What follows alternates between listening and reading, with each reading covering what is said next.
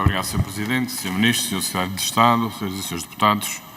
Sr. Ministro, sabemos todos que esta proposta de orçamento que aqui nos vem apresentar está condicionada pela crise política que se instalou e pela sua intervenção claramente começou a campanha eleitoral. Por isso, mais do que discutirmos o que este Governo não irá executar, porque implodiu com a vertigem pelo poder após 8 anos de políticas sem rasgo e sem coragem reformista que o país precisava e necessita. Todavia, inquieta-nos de facto o legado que deixam na educação, que retirou qualidade, exigência e futuro ao nosso sistema educativo, tal é a instabilidade que o setor tem vivido, sobretudo desde há 2 anos, patrocinada pela inação e pelo bater de pé irresponsável do Governo perante os problemas que assolam a escola pública. É, apesar de tudo, muito estranho como na nota explicativa, e o senhor agora fez referência a ela, se refere aos anos da Troika. Realmente, Sr. Ministro, é preciso memória. Foram os senhores que chamaram a Troika e, na verdade, não têm decor. Os senhores são mestres em branquear o período que governaram de 2005 a 2011. Depois de terem mergulhado o país na bancarrota pela 3ª vez em 50 anos. Depois de terem um ex-primeiro-ministro a braços com a justiça por suspeitas de corrupção. Todos aqui se lembram de José Sócrates.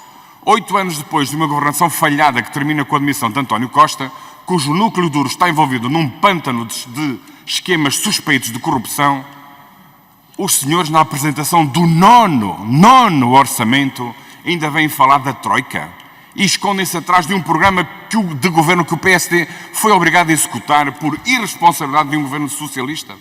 Tenham respeito por quem teve a coragem de governar quando os senhores falharam ao país em 2011. Muito bem.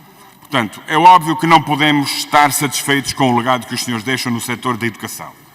Sr. Ministro, sabe quais são alguns dos resultados efetivos e tangíveis da sua política?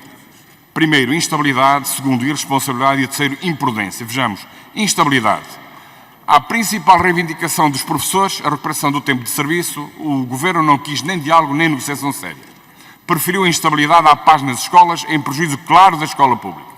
Nunca perceberam que a educação é o pilar fundamental para o desenvolvimento e para o futuro do país e que a classe docente é incontornável na construção de uma sociedade livre e instruída. E por isso, o PSD apresenta para este orçamento a contagem de tempo de serviço dos professores à razão de 20% ao ano, assegurando a sua reposição integral no prazo de 5 anos. Segundo, irresponsabilidade. Não anteciparam em tempo útil a subida exponencial das aposentações dos docentes até final desta década. Foram 8 anos perdidos sem uma medida estrutural para assegurar a sustentabilidade do sistema educativo no médio e no longo prazo. As consequências da vossa falta de previsibilidade para a escassez de professores são factualmente censuráveis e irresponsáveis. Só 6 anos depois de estarem a governar é que encomendaram um estudo em 2021 sobre as necessidades da formação de docentes que indicava a necessidade de mais 34 mil docentes. Mesmo assim, na altura, não avançaram com nenhuma estratégia imediata para inverter a situação. Este Governo, normalizou haver milhares de alunos sem professor a pelo menos uma disciplina o ano inteiro. Terceiro, imprudência. Nem uma medida estrutural para contrariar a falta de professores, nem medidas para dignificar a carreira docente ou para a tornar mais atrativa para os jovens. Este Orçamento de Estado discrimina os docentes que venham a lecionar nas regiões de Lisboa e Val do Tejo e do Algarve e que estejam a mais de 70 km do seu domicílio fiscal dos outros que lecionem nas restantes regiões do país. Eu vou-lhe dar um exemplo. Um professor de Bragança que seja colocado em Beja, a 550 km do seu domicílio, ou no Porto, a 200 km, na vossa proposta recebe 0 de apoio à renda. 0.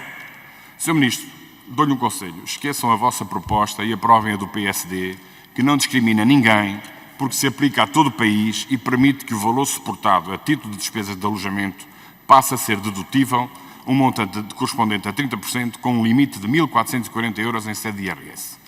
Portanto, ainda vão a tempo.